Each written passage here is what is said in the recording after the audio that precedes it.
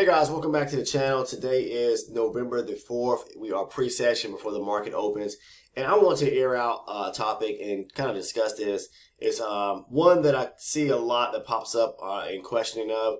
And that is about, I guess, risk management in a sense, or if you want to talk about trade management. But more so how to go about cutting your losses. If you have a losing trade, what should you do? Maybe some techniques or some ideas of things that you should do to cut your losses while you're ahead so that you don't end up maybe blowing your account, losing big on a trade, and reducing the size of your account to where you're only able to trade one contract or whatever the case is, where you were once probably able to trade 10 contracts. Now you're only able to trade 1 or 2 contracts. So you have to be able to, it has to be part of your trading plan. You must have some type of risk management protocol in a sense, kind of built into your trading plan. And knowing when to, if a trade is valid for you to get in, and knowing if it works or not, whatever the case is, when you need to get out. I talked about this before in covering, somewhat. A lot of people like to maybe control that with stop losses. Every trader is different, and you must understand that. Some people do not trade with stop losses just because they know how the market moves. That does not mean that they do not have an exit strategy. Understand that there's a difference of trading someone that mainly has a hard stop versus someone who has a mental stop, okay? Just because somebody doesn't trade with a hard stop does not mean that they're actually not trading correctly or trading live, whatever the case may be, or profiting or not profiting. It's just maybe they're more experienced and they know how to actually trade and what they're actually doing, okay? Because sometimes a lot of people have seen this time and time again. What happens is the market will come down to your stop loss and hit it to the tick lots of times. I mean, it could be 90% or more, whatever the case is. Because the market makers know when orders are filled or they see orders sitting out there, waiting to be filled, whatever the case is, they can see those type of things and they pretty much know where traders are putting their trades, especially if you're a big trader, whatever the case is, or someone that's trading with, a decent lot size or have such amount of money on the line, whatever the case is. They know where your stops are at, whatever the case is. And especially when traders have already entered the market, say in a buy position, the market shoots up. They're going to come back and try to hit those areas below because that's liquidity to them. That's areas where they know traders have their stops resting, and they're going to try to, shop stops, whatever the case is, and force you out of the market. And then they'll turn the market back around when you were intentionally were going long and trying to maybe trail behind your profits, whatever the case is, or your last contract, whatever the case is, or you had an exit strategy where you wanted to get out at a certain price. Level, whatever it may be, they'll pull the market right back to your entry point, maybe break below it by wicking out a candle or so right below that area where you initially got in at, and then they stop you out and you lost money, and in turn the market turns back around, and then they move the market right back in your same direction. So cutting your losses while you're ahead is a major thing, and it's part of risk management. So let me start off by saying this, okay? One thing for sure: do not ever trade with money that you can't afford to lose. Okay, if that makes sense. All right, don't enter the market and start trading with money that you do not have to trade with. All right, that's why I've said this many times in many videos. You should have X amount of dollars, meaning in a pot of money that you have set to the side that you are saving just to start trading with. All right, so don't ever start trading with your money that you have to live off of, because trust me, I've seen it time and time again. It's going to put you in a financial bind. It's going to put you in a situation to where you are going to be on a downward spiral trip when it comes to your emotional welfare is what I'm trying to say. It's going to put you in a bad place. Okay, so most smart traders, we always put or start saving a pot of money to the side, outside of our daily expenses or money that we need to live off of, whatever the case is. So it's kind of like having a savings account put to the side just to be able to trade with, and then when you're ready to start trading, you put it into your brokerage account, and then you go from there. So make sure to do that. That's like the golden thing. The number one thing that you must do is do not be attached to the money. Okay, when I say that, do not be attached to trading money, meaning the money that you actually have put aside. You should feel freedom. You should be able to feel, all right, this is just money that I have to start my venture into trading, and I'm not going to worry about if something happens. Of course you're going to worry, but what I'm trying to say is it's not going to affect you as much as the money that you have to actually pay your bills with, to take care of your family with, to take care of your, and meet your living expenses, whatever the case is. That money you put to the side, it's just like putting money aside for like a vacation, you know. If something was to happen, whatever the case is, I'm not worrying about it because I put it aside just for that only, all right? But the goal is to take that money and to basically, you know, keep flipping it when you become experienced and you know how to actually trade, to be able to sustain yourself, to be profitable, of course, right? So I'm going to show you just some examples in yesterday's trading session and some areas that, you know, how to kind of manage your trade positions in a sense. When, you know, and this comes in, what I'm going to say is basically talking about if you are one of those who places a hard stop, where to place your stop at, okay? Now, when you place a hard stop, most instances you are going to have some type of loss, okay? But the key to it is, as a person, as a trader, you have to understand this. How much money are you willing to put on the line and trade with, all right? That means how many contracts are you looking to get into a position of when you place a trade, okay? Now, I'm a futures trader, and this is what I'm speaking of because I trade future contracts. So is it one contract? Is it two contracts, three contracts, whatever the case is? Every person is different. You know, you have to understand that, okay? Because one person's pot of gold may be different than the next person's pot of gold. You know, you may have more money to put on the line, you know, to trade with, whatever the case is, and be comfortable in doing so. And then some people may be just very, conscientious, more so, very conservative in a sense to where they're just like, hey, even though I had the money, I want to trade in small amounts, whatever the case is. But some people are just kind of go for the full gusto, and they may know how to trade, and they trade that way, and, you know, they just take a more aggressive or risky approach than others. But either way, I want to show you, based on how I trade, some things that you can do to kind of safe net you when it comes to if you're a person that likes to place a stop, okay? And how to kind of cut your losses. I'm not saying that you won't incur some type of loss, because when you place a stop loss, most times you already know you're going to incur a loss. But the thing about it on the back end is when you enter that position, you have to know how much money before you enter that position that you have that you're going to be able to lose if you place a hard stop at a certain area, whatever the case is. Now, stops are great in a sense that because it does place a means of control into your trading, meaning you have a mechanism of control, meaning once the price comes back, it stops you out, whatever the case is, then you haven't lost any more. You've already kind of baked that into your position in a sense. Like you already know if the market comes back against you, then you need to go ahead and get out here, okay? Now, for me, because I know how the market works, all right, and I know that in most instances, if the price comes back below a certain area, and you may be asking that, what area? What do you mean when you say a certain area? A supporting swing.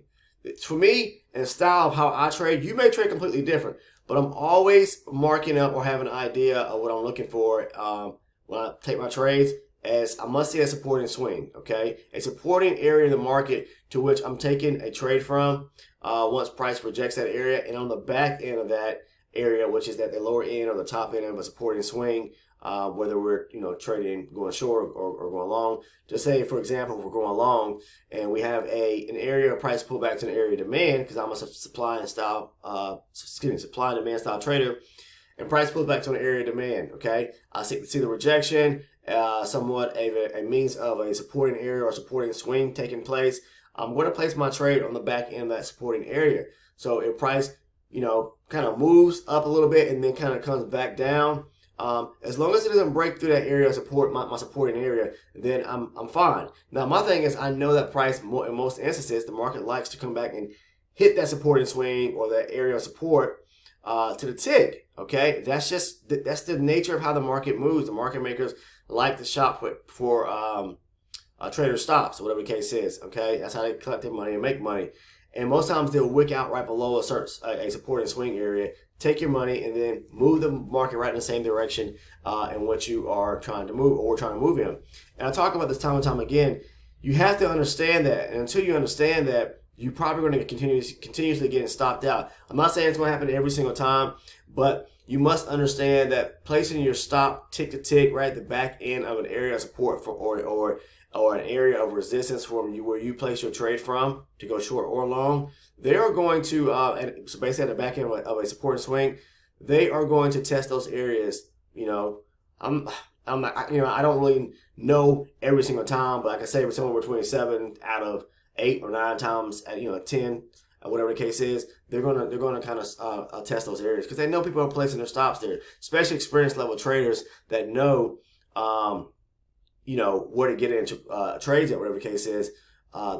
They already know that the market's going to come back and test those areas, so they may place their stop, several ticks or below that supporting swing or several ticks above it because they know what the market's going to do. If you're trying to go long, they place their stop at a few ticks below, several ticks below the supporting swing area. Price may come down there, swing at it right at the tick for tick right at the supporting swing area, and then boom, it moves right back in your direction, and you didn't get stopped out. That's why I kind of prefer to use, I use a more of a mental stop. My hand is always on the close button on my dome, okay? So most times I'm either trading from the chart trader or the dome, particularly the dome, which I have off to another monitor because I don't have the space here to kind of do things with. But anyways, my hand is always on the close button, all right? The moment price kind of comes to a certain area, I close my position out. But what I'm trying to say also is that you must know, again, how much money are you willing to risk, okay? Now, that's the biggest key because most people, when they first start off trading, a lot of people they have the same thought process.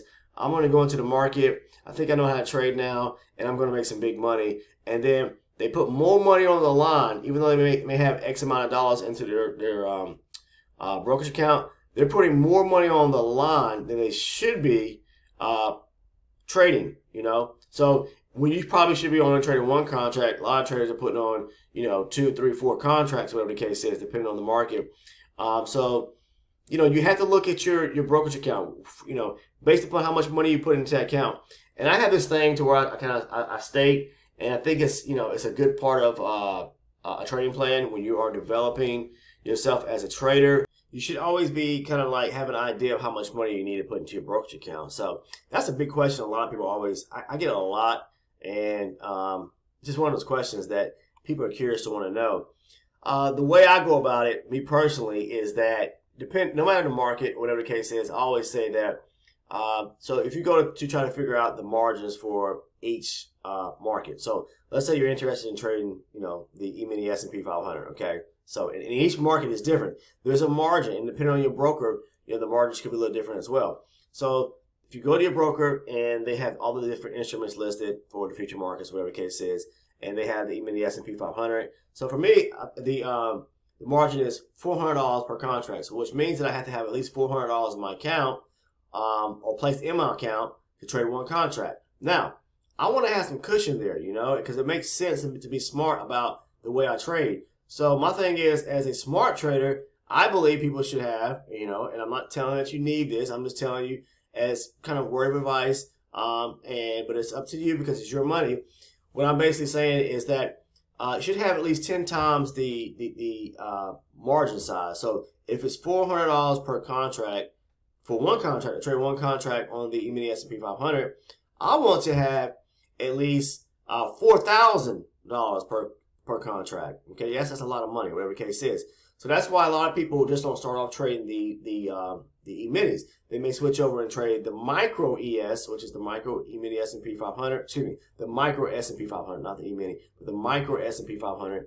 That means instead of having to have have $400 or have a margin placed at $400 per contract, now it's $40 per contract. But also the tick size or tick value is a lot smaller as well. So you have to weigh your options there, whatever the case is. But that's just for me. I believe that gives me enough cushion. So 10 times the amount, or you want to say maybe you want to have 5 times the amount per contract. So if you go 5 times the amount per contract, then that's $2,000 per contract, whatever the case is. But for me, it's I want to have at least 10 times the margin, per contract. Okay, it's the way I kind of equate it and started that way, and it's worked out for me because then once I have done so, I'm able to put a certain amount of money in my account. And let's say I want to start off just trading with one E-mini contract. All right, I got $4,000 in my account. Now my goal is to build my account size up. All right, I get it up to $8,000. Now I can be comfortable trading 2 contracts. So for every $4,000 I put in my trading account, I would be comfortable trading an additional contract. But again, it's your money, and you get to decide how to use it and distribute it, or how to trade with it. When you're trading, how much money you should have in your account. All right. So getting back to what I was talking about cutting your losses, earlier, or how to cut them faster, whatever the case is.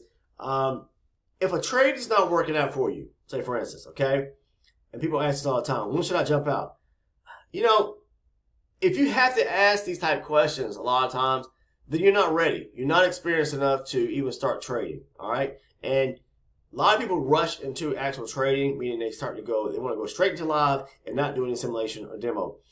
If you simply go back, learn a strategy, learn how it works. When I say learn a strategy, it's not just about learning a strategy. You also have, when you're developing a strategy, or you got a strategy you're going to use, a part of the trading plan also is, controlling your position, in a sense, knowing when and where to get out. So that's why I always talk about, you should know where to get out and where to, but I'm gonna say this again. Before you even get to a trade, you should know where to get out at and where to take profit at. Okay, that's what I'm trying to say. Before you even enter, you should have already analyzed where to get out at and where to take your profit at. So if the market comes back against you, you should know exactly where to get out at to minimize your risk, to minimize how much money you're going to actually possibly lose, or whatever the case is. And me, in most instances, I'm always trying to when I'm in a position, I'm always trying to break even. And even in a trade yesterday, like I said, I believe I said in the video, I'm going to take a one tick loss here, whatever the case is, because I knew in studying the markets for so long, and so many years, where to get out at, without having to hit the close button immediately, whatever the case is, because I saw price come back to an area and knew it was going to push back up to a certain area, and I knew exactly where we're probably going to push back up to get out and break even, or to take a one or two tick loss. Okay, now stops really are for I'm not gonna say beginner traders, because stops are actually a good tool to use. Again, I have a certain area which is like at the back end of a support and swing area, because of the style of how I trade. You must have some area. You must know where to put your stop at. From the moment you get into a trade, where does it need to go? That's the first thing you need to do. Well, the first thing you need to do is to analyze the situation based upon your setup and the strategy, where to get in at. And then the next thing to do is, where should I put my stop immediately? Where does it need to go? Okay, if you're trading with a hard stop, all right, and that will help you minimize any kind of loss, and maybe cut your losses even quicker. So I'm going to show you a couple examples here what I'm talking about just as well. But understand this: not everybody trades with a hard stop. Understand that, because a lot of people who are experienced traders, they know where to get in and out. And typically, what happens with me, if I see a trade coming back against me, or whatever the case is, I do not wait for it to come past that threshold of my supporting swing, for instance, whatever the case is. I'm already getting out of the market, because my thing is this, and I say this in a lot of videos: if the market is not moving quick enough, meaning I'm into a position and then it pushes up a little bit, pulls back, and then it just kind of starts teetering around, I'm getting out. You guys have seen me do that plenty of times again. I'll say, okay, I'm taking that right here. I'm going to go ahead, whether it's one tick in profit, two ticks in profit. I'd rather be smart about it, go ahead and get out my trade and not lose anything, than sit in the trade and allow it to come back against me. So that helps me manage my positions without taking any kind of loss. I go ahead and immediately get out. Again, I'm going to state this: if the market is not moving quick enough when I get into a position and it stalls out real quick, I'm out. Okay? And then I may re-enter that trade once it starts moving. But that's a key piece of advice I can give you. If you enter a position and the market does not move in your intended direction quick enough, go ahead and get out. Because for me, and a lot of traders, what happens is the fear factor will start to settle in when you feel like you're in a good position, and then the market starts coming back against you. Fear starts setting in, or whatever the case is. Go ahead and exit the trade. And a lot of times, I'm not gonna say a lot of times, but sometimes, the market may just boom, move back in your intended direction, whatever the case is. But that's fine. You have to be able to understand that you're not going to be able to. You can't tell the market what to do. First of all, we don't have the capital as retail traders to push and pull the market the way we want to. You're fighting against hundreds of millions and billions of dollars traded in the markets, whatever the case is. We don't have that kind of capital. Well, at least I don't. To trade that kind of way, to tell the market, hey, I'm going along here, and you better go along with me. That's not the way it works. So we have to know where to get out at exactly from the moment we get into a trade. For me, if it's not moving quick enough in a direction, I'm out. Do I beat myself up if it goes or, goes in my intended direction? No. I'll say, dog, shoot. Sometimes I'll say, man, I wish I could have stayed in that trade. But that's the end of it. There's plenty more setups to, to try to get in, whatever the case is. But I'm going to go ahead and show you, just using like yesterday's, the market from yesterday, take a look at it, in one or two positions. And I'm going to show you because I use paired charts sometimes. And I talk about this as for beginner traders. I highly recommend you using paired charts, meaning always looking at a higher time frame, market supply and demand zones, and then scaling down to a lower time frame and waiting for price to come back to it, the rejection, the full process, which is part of the strategy of using paired charts to enter a position. So if you are trying and you want to maybe understand the way I trade, go back and watch the videos, okay? Please, guys, just stop trying to jump into and quickly get into, can you show me this, can you show me this? Go back. You have to do the same research, and I'm not going to go sit here and give people a kind of show them a faster way of jumping here. Meaning, people are always sending me comments. Can you point that out to me? Can you point those videos out to me? Go back and watch the videos. It's on there. I had to research. I had to do the homework. So if I had to do it, I had to spend time to do it. Then please go back. I'm putting these videos out for you guys to watch in the content because.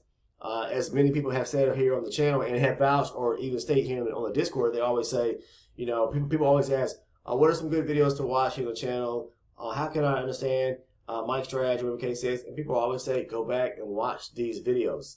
Watch the videos, okay? Because no one's going to immediately give you the direct answer because trading is just not an overnight success type thing. You have to spend time and hours in trading.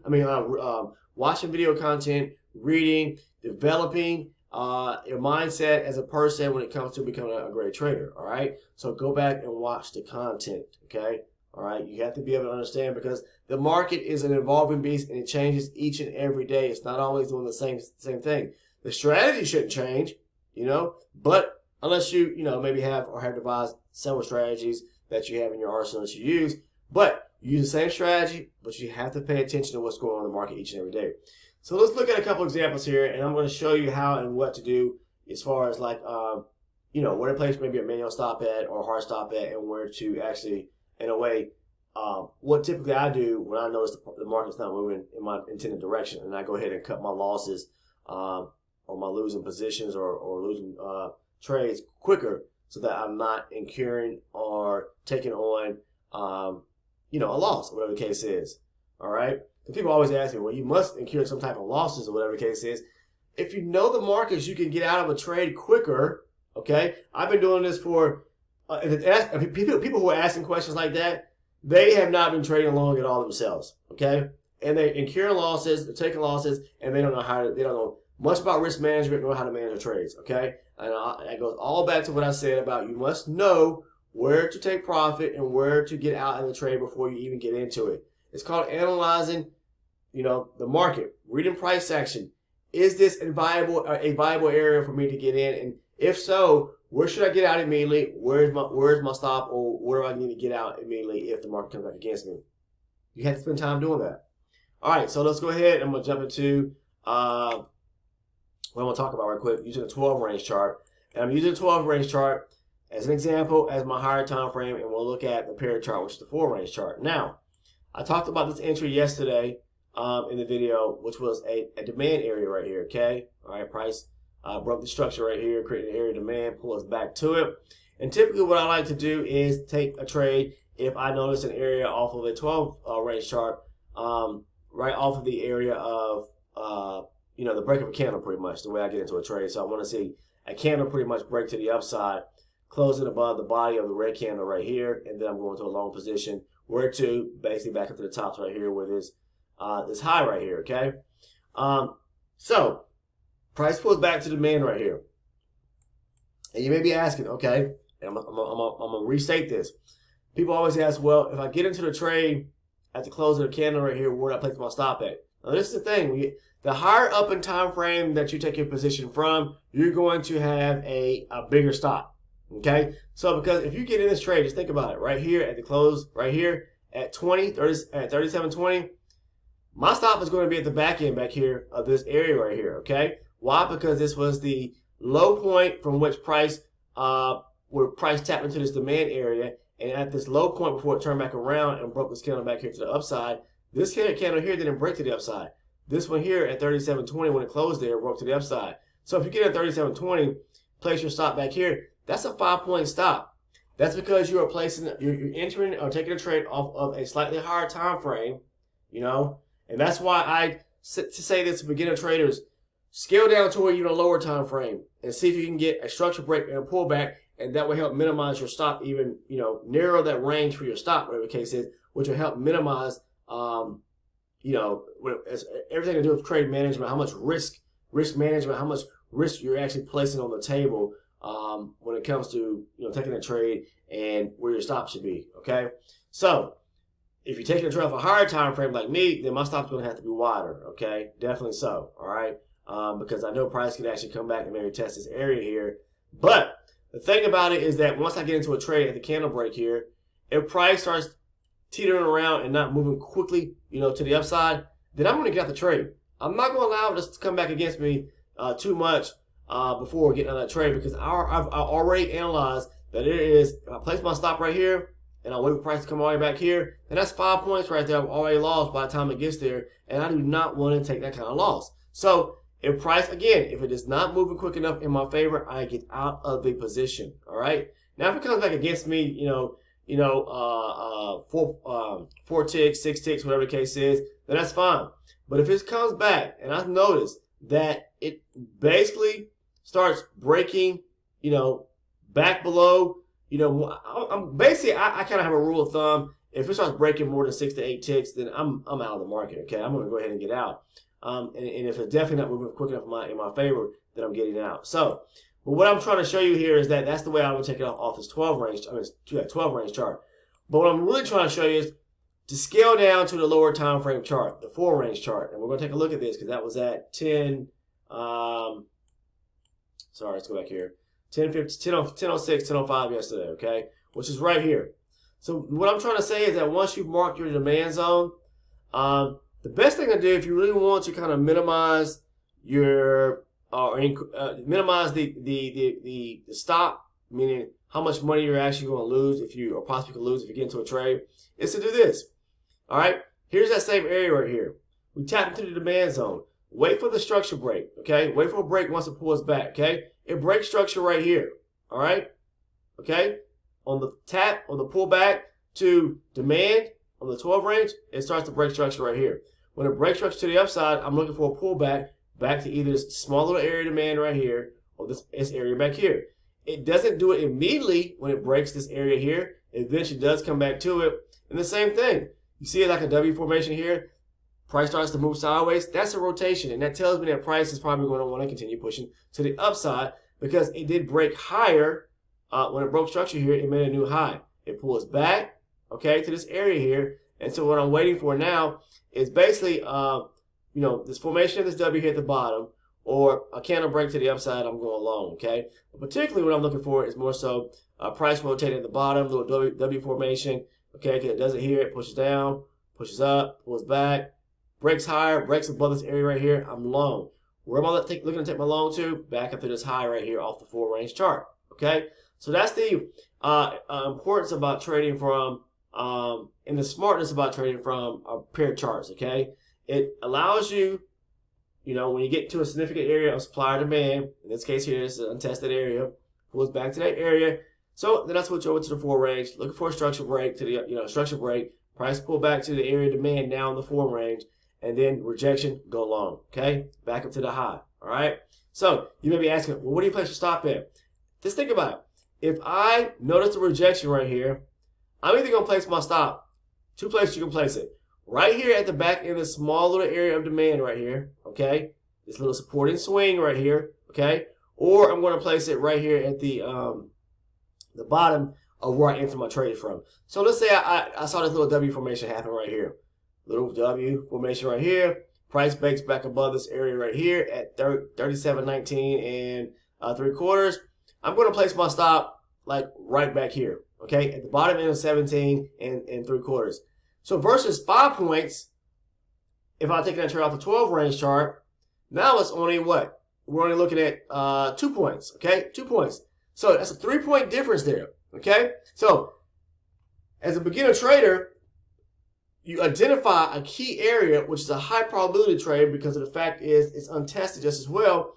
So more likely, and you wait for the strategy to play out and the setup to happen. When it does happen and you notice rotation rejection at a key area of demand off the lower time frame, now even a lower time frame, when you pair your charts together, then you've on a lower time frame, on that lower time frame chart from which you actually taking your position or trade from, you've narrowed your stop. You've narrowed your amount of loss. Okay, so that's part of controlling your risk. Controlling that's part of risk management. All right, so you must know where to cut your losses at. All right. So, and even if you say, well, I'm in this trade right here, and now price is pulling back on me after it's broke through this little, create this little W, moving sideways, rotating here, and then it breaks higher here, and then it kind of comes back on you. If you want to get out, that's fine. That's up to you. But you have to give price some kind of room to understand that it's going to, that's the way it moves. It pushes up, pulls back, pushes up, pulls back. That's the way it moves. But you will minimize and be able to control your trade a lot better, okay, by taking your trades maybe from especially for someone that doesn't have a large size brokerage account or account size, whatever the case is. You definitely want to start off with trading and having more confirmation. Trading pair charts gives me confluence, okay?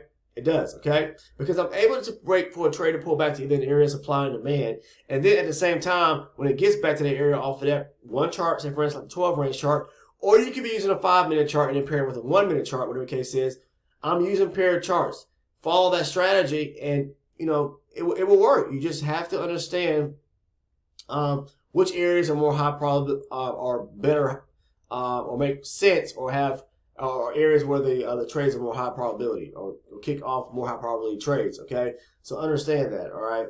So we'll look at another example. I'm going to show you right quick off of the, and I need to get over into the Discord because I need to start kind of engaging with the community there and position myself to kind of start looking for some trades as well. But I'm going to show you this area here using 2-pair charts, okay? Again, how can I cut my losses earlier? Where can I place my stop loss to kind of control my risk when I'm actually trading if you're a new or beginner trader? Let's talk about that some more, okay? So here's an example here. Supply right here, okay? All right, the supply zone. Price taps into it right here, okay? That's how I marked this area. I showed it yesterday in the video. Now, I could trade again because I'm not worried about the because of the capital I have or in my account, whatever the case is, and which took time to build up, and I'm comfortable trading off of a slightly higher time frame chart with no problem. So here, I notice price tapping in supply, right? Typically speaking, if I'm trading off the 12 range chart, what do, guys? I look for a candle break, meaning this red candle to break below the body of the green candle and go short, okay? Be mindful of the areas of support below you where price can bounce or reject that. So price starts to, it doesn't break below the body here, okay? But yesterday I was aggressive. Why was I aggressive on that entry there? Because two things. Untested area here, creating an area or a gap right here. So this was an untested, this was a supply area, breaking structure, as well as a gap right here. So that was like 3 means of confluence for me, okay? So when I saw price get to that area there and it started rejecting and basically closing this red candle right here, I didn't fully wait for the break of the candle below the body of the green candle. I went ahead and went long because of those 3 means of confluence right there, okay? Again, break of a structure, gap, and so break of structure, the gap, and creating an area of supply was enough for me to go short, aggressive. But if we switch over, let's say you're a newbie and you're a beginner trader. Let's look at the 12. I mean, now that we mark our supply zone off of the 12 range chart, let's look over at a 4 range chart, okay? So that was at 10:15 yesterday. We'll go over, all right? So here we are right here. Now, let's look to see what happened. If we are using the strategy or the approach of price tapping back into a supply area on a higher time frame chart, now scaling over to a lower time frame chart, say for me the 4 range, it could be a 1-minute chart for you. Price taps back into this area right here is that same area right here. It's tapped back into supply. Now what do? I'll wait for a structure break. Structure break to the downside means price break an area structure below it, okay? Once it taps back into that 12 range area supply, it breaks the support, it breaks this area of support or structure right here. it does not immediately pull back to this key area of supply off the 4 range. So once it's tapped into supply on the 12 range, break structure on the lower time frame, the 4 range, then you're looking for a pullback because it's created an area of supply now on the 4 range, mark the supply on the 4 range. It doesn't immediately pull back. This would be my key area now of supply on the 4 range. All right, mark it right here. Okay, but what does happen, it does come back to it, right? And when price comes back to it, and when it gets back to it, and I notice that it breaks the body of the green candle to the downside, I am short. Where do you place your stop at? Think about it. All right, so let's say that I got into my trade. Let's say on the 4 range. Go on the 4 range now. I'm gonna go back to the 12 range in a second. I got in the trade at the break of the body of the green candle, or once it breaks the full candle itself, meaning also the wick. I'm in the trade. Okay, to go short. Maybe you get in the trade here at 33.5. You're going to place your stop right here at 35.25. Okay, so yes, that's your stop. Yes, if price comes back against you, yeah, okay, you're going to lose something.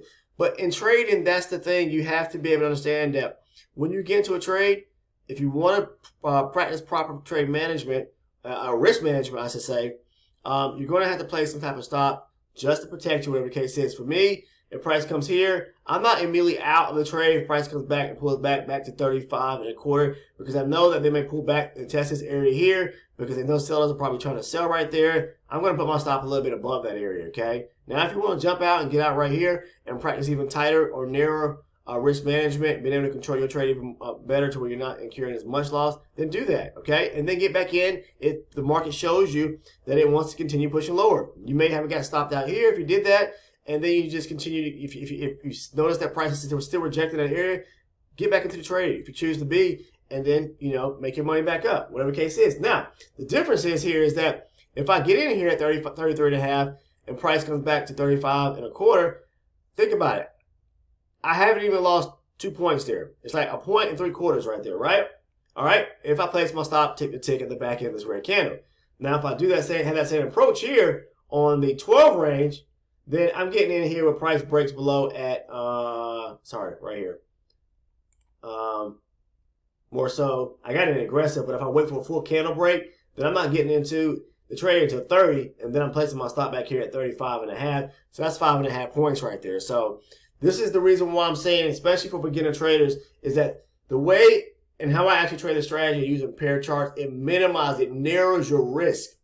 It narrows the risk or the amount of money that you may lose on a trade in case the trade comes back against you, okay? All right? So, using pair charts, trading from a lower time frame chart and following the direction of the higher time frame or coupling the two together is what I'm trying to say.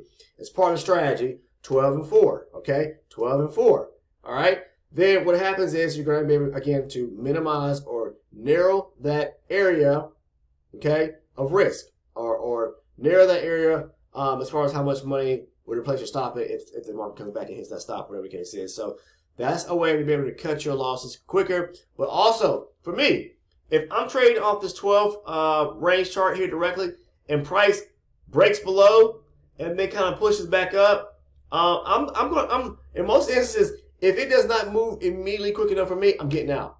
All right, and then if I see a continuation of rejection, whatever the case is, and I say, oh, okay, the market's just pulling back a little bit, but now it's really moving to the downside, pushing harder, and it wants to go, really wants to sell off, whatever the case is, I'm gonna get back into it. Same thing, okay? So that's how I kind of control things when, without actually trading with the stop, because I know that the market could come back and test this area up here or this area here if I take it off the 4 range.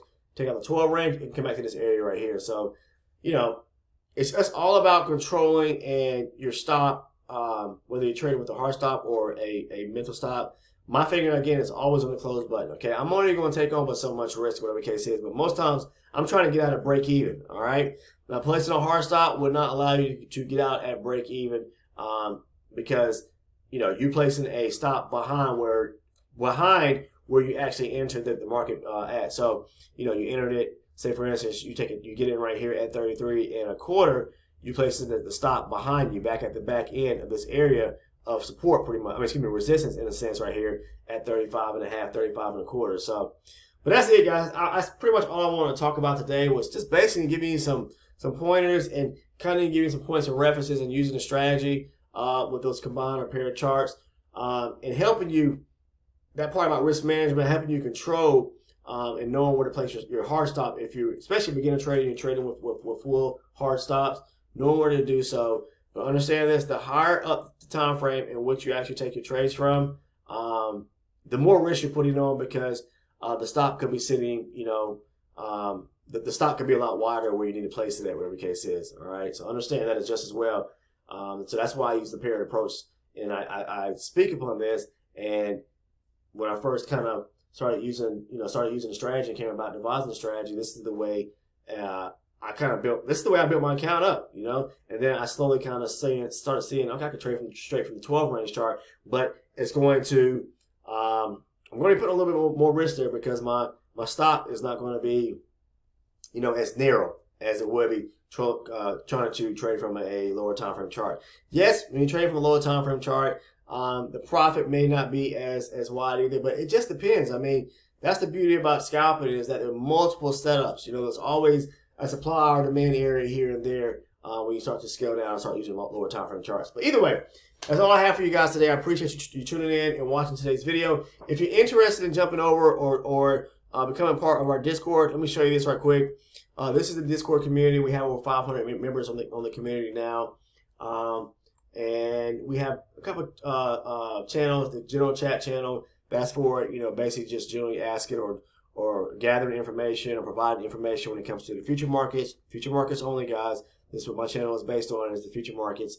That you can come over, discuss information when it pertains to the future markets on the general chat channel. Trading floor channel is exactly how it sounds. It is to talk about the current sessions at hand, regardless of the market, as long as it's a futures market. But basically, we as traders, we talk about our levels, zones of interest. We share our entries and things like that here on this channel, on the trading floor channel. So if you're interested in becoming part of our Discord community, all you have to do is find the link down in the description portion of this video below. Click on the link and invite yourself in free of charge. That is all I have for you guys today. I do want to kind of give out some, I have some shout outs. Okay, first shout out goes to JT.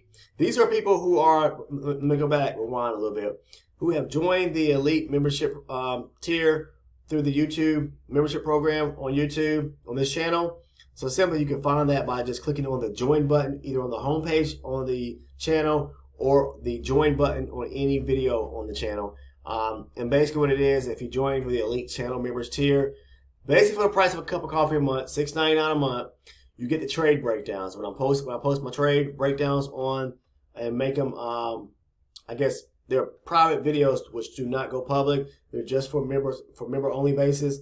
So if you want to become part of the elite channel members program, click on the join button. You can join it. Again, you get the trade breakdowns where I go in depth and discuss my trades in detail. I find that it helps traders out. A lot of traders have, they love that I do so. So, that's why I do it. So it helps them understand the strategy and how I actually trade and why I got into trades as well. Okay. So it helps them understand, okay, I understand why Mike got into that trade. It makes sense. But again, I'm a supply and demand style trader. So you have to understand that's the way I trade. All right. So JT, the first one, Seiji, Sunshine K, if I misspelled it, anyone's name, please forgive me. Seymour Sibley, Chris Thornhill, Chris Castile, and I think I've already said this one here, which was HXCJF. I think I said that last time I did the shout outs, but yeah, again, Seiji, Sunshine K, Seymour Sibley, Chris Thornhill, and Chris Castile. So that's all I have for you guys today. I appreciate it. Hopefully you found some value in this content. I know I maybe reiterated some things a few times, but I'd like to do so because I want to make sure that people understand what I'm trying to say. Thank you for watching, guys, and I'll see you in the next video.